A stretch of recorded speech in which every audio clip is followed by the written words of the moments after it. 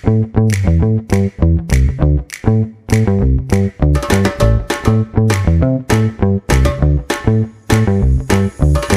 bem-vindo a Entrevistas Nunca Antes Vistas. Tenho este nome porque é feita por mim, um adolescente de 13 anos que se interessa por política, coisa rara de se ver. E hoje o meu convidado é Manuel Pizarro. Manuel Pizarro nasceu em 1964 e morou sempre no Porto. É médico especialista em medicina interna, eurodeputado, presidente da Federação Distrital do Porto do PS e alto comissário da Convenção Nacional da Saúde. Desempenhou funções de secretário de Estado da Saúde no 27º Governo Constitucional entre 2008 e 2009 e de secretário de Estado adjunto e da Saúde no 28º Governo Constitucional 2009 até 2011. Em cargos governamentais, foi responsável, entre outros dossiês, pela dinamização da reforma dos cuidados de saúde primários, pelo alargamento às crianças do programa Cheque Dentista, pela criação do Banco Público de Células do Cordão Umbilical, Lusocorde, pelo primeiro Banco Público de Gâmetas, no Centro Hospitalar do Porto, e pelo início da construção do Centro Materno-Infantil do Norte. Foi deputado à Assembleia da República entre 2005 e 2013, tendo integrado a Comissão Parlamentar de Saúde. Teve participação destacada na aprovação da Lei da Procriação Medicamente Assistida e do novo enquadramento legal para a transplantação de órgãos. Sr. Manuel Pizarro, bom dia. Bom dia, é um prazer participar neste podcast de entrevistas nunca vistas. Muito obrigado. Rui Moreira preferiu o PSD ao PS para um acordo de estabilidade. Sente que o PS, com uma candidata a namorada, rejeita um acordo de governação com Rui Moreira, ou que seria possível? Sabe que essa é uma matéria delicada. O PS esteve em coligação com o Rui Moreira entre 2013 e 2017 na Câmara do Porto. Eu acho que essa coligação correu muito bem. No fundo, ela acabou por iniciativa do próprio Rui Moreira. Na altura, digamos, o protagonista desta coligação era eu fui vereador com Pelouro na Câmara do Porto durante esses anos. Eu acho que foi um belo acordo para o desenvolvimento da cidade. Olha, eu tenho pena que esse acordo não tenha sido renovado agora. Acho que teria sido a melhor solução, mas manifestamente os atuais vereadores do PS da Câmara do Porto entenderam que não era adequado coligarem-se com o Dr. Rui Moreira. Eu teria feito uma opção de outra forma, até porque, na minha lógica, o que se coloca sempre acima de tudo é o interesse das pessoas e o interesse da cidade, neste caso, ou o interesse do país. Eu acho que o interesse da cidade estava melhor acautelado se o PS estivesse na governação da Câmara. Como vê a situação política atual em Portugal? Os primeiros a aprovarem o plano de recuperação e resiliência e dos primeiros a entrarem em crise política logo a seguir. Eu acho que eu sinto aquilo que a maior parte dos portugueses sentem. Esta crise política é muito artificial. É muito estranho que não tenha sido possível aprovar o orçamento da Assembleia da República. E mais ainda, que ele tenha sido chumbado logo na generalidade, sem sequer ter chegado ao debate na especialidade. Eu diria que uma parte dos partidos, pelo menos os partidos à esquerda do PS, tinham quase a obrigação de se ter abstido na generalidade e manter o debate. Até à especialidade, eu acho que houve uma intenção política de rejeitar o orçamento.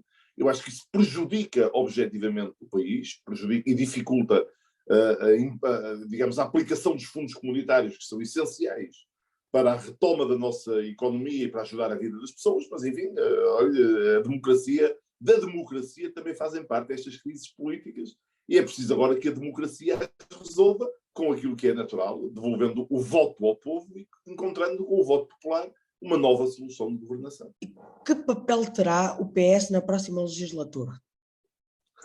Na minha expectativa, o PS vencerá as eleições, mas é preciso provar que isso é verdade. Neste momento, o papel que o PS terá depende do voto dos portugueses. Os portugueses vão decidir com o seu voto o que é que vai acontecer. Se o PS tiver maioria, o PS formará governo. Se tiver uma maioria reforçada, como nós pedimos, a nossa governação será mais estável e mais duradoura, com toda a certeza. Mas nós não podemos partir para isto com a arrogância de achar que as eleições estão resolvidas. Não, neste momento quem fala é o povo é que vai decidir qual é o papel que o PS vai ter na próxima legislatura. Vivíamos melhor sem depender de Lisboa, ou seja, a regionalização deveria ser implementada? Não tenho nenhuma dúvida sobre isso e eu não faço parte dos que vão mudando de opinião conforme o ciclo político. Quando houve o referendo em 1998, Eu votei a favor e fiz campanha pelo sim. Ao contrário de muitos que hoje choram lágrimas de crocodilo pela inexistência da regionalização, mas quando puderam fazer alguma coisa para que houvesse regionalização, estiveram contra ou tiveram dúvidas, ou, enfim, não ajudaram a que o processo avançasse. Nós somos o único país da Europa, com a nossa dimensão geográfica e a nossa dimensão demográfica de população, que não tem regiões administrativas. Ora, isso num país tradicionalmente centralista, como é Portugal, cria uma situação muito, muito desagradável para o desenvolvimento harmonioso do conjunto do país. Nós precisamos de regiões administrativas. Isto não tem nada a ver com não ser patriota ou com achar que Portugal não é um país uno. Se isso fosse assim, todos os outros países da Europa, porque, repito, os da nossa dimensão são mesmo todos, teriam graves problemas de nacionalismos por causa das regiões administrativas e não têm. As regiões administrativas são uma forma de aproximar o poder das pessoas e de facilitar o desenvolvimento harmonioso do país. Talvez valha a pena acrescentar que ontem mesmo, nós estamos a fazer esta entrevista na manhã do dia 12 de dezembro, para situar os nossos ouvintes, ontem mesmo, na abertura do Congresso da Associação Nacional de Municípios, o atual Primeiro-Ministro, porque era nessa qualidade que lá estava, António Costa, garantiu que em 2024 o PS apoiará um novo referendo à regionalização. Aí teremos uma oportunidade de acertar contas, não com a nossa história, mas mesmo com o nosso futuro, porque eu acho que regionalizar o país é um contributo para o nosso futuro. Olhando para tudo o que já fez enquanto presidente da distrital do PS do Porto, arrepende-se de alguma coisa? Há sempre coisas que nós teríamos feito de outra maneira. Isso não é possível. Vamos ver, eu acho que a marca mais significativa, ou as três marcas mais significativas destes 6 anos, ou já é quase 6 anos de presença da Federação, é, por um lado, a recuperação da liderança autárquica do Partido Socialista, e eu tenho orgulho nisso. No Partido Socialista é hoje o grande partido autárquico do Distrito do Porto. Nós lideramos 12 dos 18 municípios. Lideramos a área metropolitana do Porto, lideramos a comunidade intermunicipal de Tâmega e Sousa. Somos, de facto, o grande partido autárquico. Isto tem a ver com uma marca, que é a marca da proximidade. Mas também aí nas autarquias tenho orgulho em ter contribuído para muitas vitórias. Também acho que num caso ou noutro eu talvez pudesse ter tido opções mais inteligentes, talvez pudesse ter ajudado para que nós tivéssemos tido outros resultados noutros municípios. E por outro lado, a segunda marca que eu acho que se conseguiu foi o PS aparecer como um partido unido. Durante muitos anos a distrital do Porto PS era uma fonte habitual de notícias pelos pequenos, médios e grandes conflitos entre as pessoas. Eu acho que isso acabou nestes anos. Nós temos conseguido aparecer como uma força unida, uma força eficaz. Isso tem feito um grande esforço de diálogo, mas também se poderia dizer sempre que ainda se poderia conseguir uma maior abrangência. Eu acredito que era possível fazer melhor. E, finalmente, eu acho que tem sido claro que nós, sem deixarmos de ser solidários com a direção do PS, com o secretário-geral António Costa, com o governo, também não temos calado uma voz em defesa dos interesses da região. Também, se calhar, uma vez ou outra, esta voz talvez se pudesse ter feito ouvir mais alto, mas eu diria que não tenho nenhum arrependimento em nenhum facto concreto. Eu tenho sempre a aspiração de que nós podemos fazer melhor. Mas estou globalmente satisfeito com os resultados que temos conseguido. João Rendeiro foi anteontem detido. O que acha sobre esse assunto que marca a atualidade? Para mim é uma alegria. Eu ouvi a notícia logo pela manhã na rádio, fiquei logo todo contente. Eu acho que o João Rendeiro representa uma parte do pior que Portugal tem, que é uma certa elite que não compreende que o facto de ser elite, de serem pessoas ricas, eu não tenho nada contra as pessoas que são ricas, contra as pessoas que enriquecem com o seu trabalho, isso a mim não me causa problema nenhum. Eu sou contra as desigualdades e quero combater a pobreza. Mas para combater as desigualdades e para combater a pobreza, eu não acho que seja necessário combater os ricos. Eu acho que os ricos fazem parte de uma sociedade que tem um desenvolvimento assimétrico, e eu vivo bem com isso. Ora, eu acho que essas pessoas que estão na elite da sociedade portuguesa têm mais obrigações éticas que os outros. Esse João Rendeiro é um aldrabão, é um ladrão e é um covarde que nem sequer é capaz de prestar contas daquilo que faz e abandona a mulher para a mulher ficar a prestar contas por ele. Olha, para mim é uma alegria que a Polícia Judiciária tenha posto mão nesse poltrão e eu espero ansiosamente pelo dia em que ele seja extraditado para Portugal para cumprir a pena de prisão, que já agora nem sequer compensa todos os milhares de pessoas que foram prejudicados pelos atos desse senhor. Tanto é que até o presidente da PJ deu assim, uma especial atenção a essas pessoas que estava agora a referir, que foram roubadas, podemos dizer assim, pelo João Rendeiro. Sim, é que não há nenhuma dúvida em dizermos isto, porque ele já foi condenado em 3 processos judiciais e a lentidão da justiça de que ele tem a lata de se queixar é que permite com que ele não tenha sido condenado mais cedo e condenado em mais processos. Porque vamos ver uma coisa, ele é culpado, ele é um ladrão encartado. Qual é a maior riqueza do Conselho do Porto? As pessoas, os portuenses, os tripeiros, os que trocam os Vs pelos Vs, mas nunca aceitaram trocar a liberdade pela servidão. Qual foi o maior desafio que teve enquanto eurodeputado? Essa pergunta é mais difícil. Eu acho que, apesar de tudo, no trabalho que fiz, o mais difícil de tudo foi o trabalho que fiz como relator sombra em nome do grupo a que pertenço, o grupo dos socialistas e democratas no Parlamento Europeu, para a aprovação do regulamento do novo Fundo Europeu de Apoio às Atividades Marítimas, às pescas e à aquacultura, porque era muito importante para nós conseguir a simplificação, a desburocratização desse fundo, de forma a que ele se tornasse mais útil para apoiar o setor das pescas, sobretudo, naturalmente, eu estava a pensar sobretudo no setor português das pescas, que é caracterizado, como acontece em quase toda a Europa, pela enorme prevalência da pequena pesca costeira artesanal.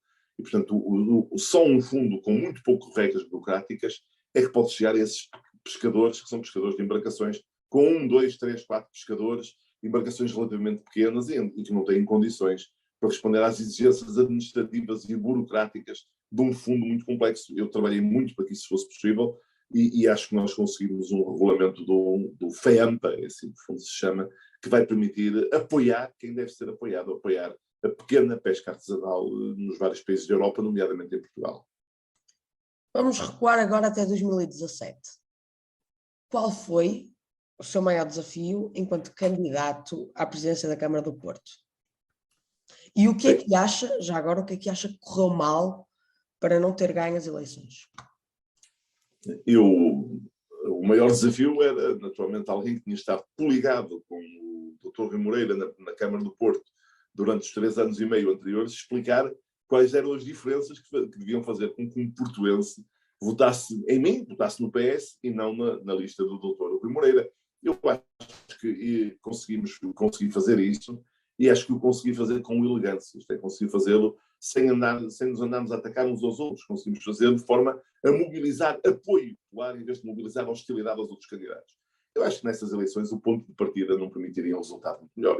Devo dizer, fiquei muito satisfeito porque entre 2013 e 2017 eu fui o candidato que mais subi. Eu subi mais que o Dr. Rui Moreira. O PS subiu de 22% para 29%, subiu de 27 mil votos para 34 mil votos e aumentou de 3 vereadores para 4.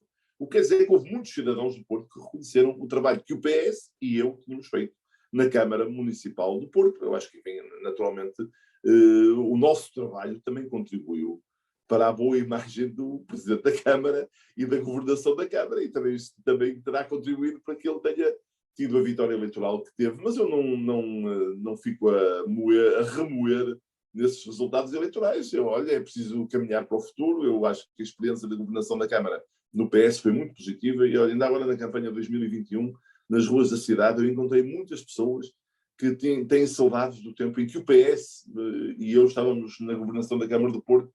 Isso deixa muito satisfeito, porque numa época em que os políticos têm tantas dificuldades, às vezes, em confrontar-se com as pessoas, eu manifestamente posso sair à rua no Porto que não sou maltratado. Manuel Pizarro, primeiro-ministro, é algo que António Costa tem que pensar? Não, de certeza que não. Eu vou-lhe responder citando um político do Porto que já desapareceu, que foi meu colega na vereação da Câmara do Porto, Paulo Cunha Silva, que foi um grande vereador da cultura, que disse, e eu vou parafrasear uma frase dele, eu só poderei ser primeiro-ministro quando o Porto for mesmo uma nação. Ok, ficou um bocadinho aquém. Porque... Não tenho, olha, para ser franco, acho que um dos defeitos das pessoas que em Portugal, muito frequente em Portugal, muito frequente, ainda mais frequente na vida pública, é as pessoas não terem consciência dos seus limites. Eu não tenho nenhum problema de autoestima.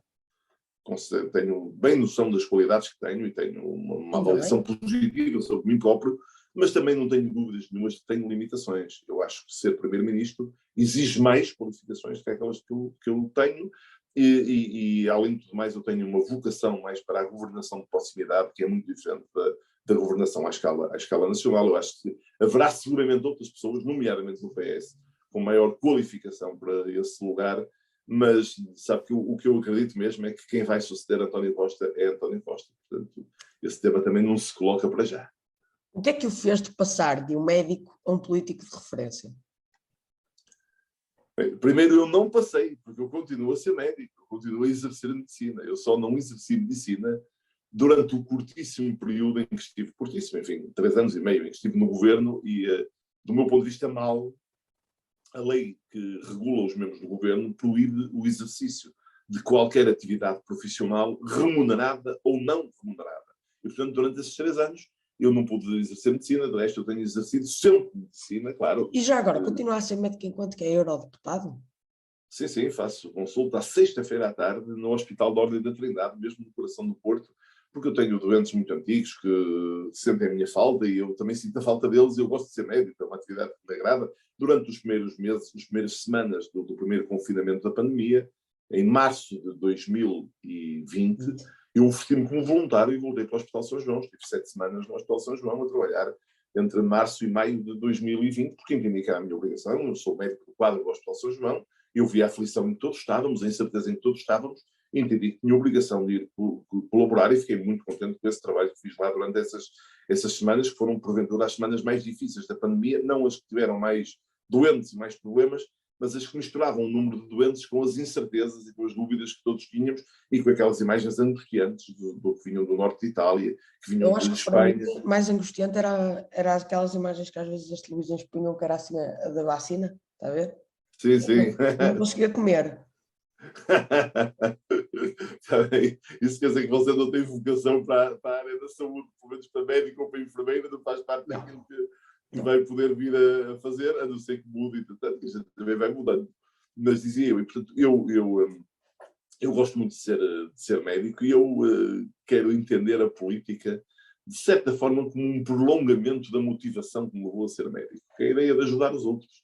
Há um político, um médico alemão do final do século XIX, da segunda metade do século XIX, que era ao mesmo tempo médico daquilo que nós hoje chamaríamos de saúde pública, que na altura era higiene, e também político, e que definiu a coisa assim, e eu roubo-lhe esta frase e fico com ela. A política, para mim, a política é a medicina em larga escala. Agora quero que se coloque no meu lugar, de entrevistador. Qual seria a última pergunta que faria a si mesmo? essa devia-me ter avisado. Eu devia ter preparado esse Tinha-me dito improviso. dito em off que a sua equipa já tinha estado a vigiar. Esta aqui é sempre a minha última pergunta. Pois, eu vou agora, tenho que concluir que não fizeram o trabalho com o rigor que deviam ter feito, não me avisaram que a última pergunta era essa. Eu acho que é nítido, que está do primeiro ao 11º episódio assim, com esta última pergunta. Sim, muito bem, muito bem. Eu acho que a pergunta mais interessante é saber, mas qual é a sua verdadeira ambição na política? É mais engraçado. Qual é a sua verdadeira ambição na política? Bem, claro que eu vou-lhe dar a resposta politicamente correta. A resposta politicamente correta é estar onde for mais útil. Não quero que me dê a resposta politicamente correta. Eu vou-lhe dar as duas. Está bem, ok. A minha primeira ambição é estar onde for mais útil para as pessoas, onde for mais útil ao país. Onde eu acho que faço verdadeiramente a diferença é numa função executiva de proximidade. Portanto, eu diria que não há nada no meu horizonte político que eu considero que eu tenho aberto todos os caminhos da atividade política. Eu sinto-me feliz na minha atividade enquanto eurodeputado, é uma experiência muito enriquecedora. Eu que já tinha muita experiência política, aprendi muito, por exemplo, sobre capacidade de negociação no Parlamento Europeu, num sítio onde estão 705 deputados de 27 países diferentes. Eu hoje sou muito melhor a negociar qualquer coisa em política do que era antes, até porque no Parlamento Europeu não há nada que passe sem o acordo de pelo menos 3 famílias políticas. Pelo menos. Às vezes é preciso mais, porque ainda há divergências entre deputados de países diferentes dentro da mesma família política. Portanto, é um esforço de negociação enorme. Dito isto, Eu acho que tenho mais vocação para uma função de natureza executiva, portanto eu não nego que uma qualquer posição no governo ou numa autarquia só há uma no país, chamada Câmara do Porto, que faz parte daquilo que eu nunca tirarei dos meus horizontes. Muito bem. Muito obrigado, Sr. Manuel Pizarro, por este tempo que teve comigo.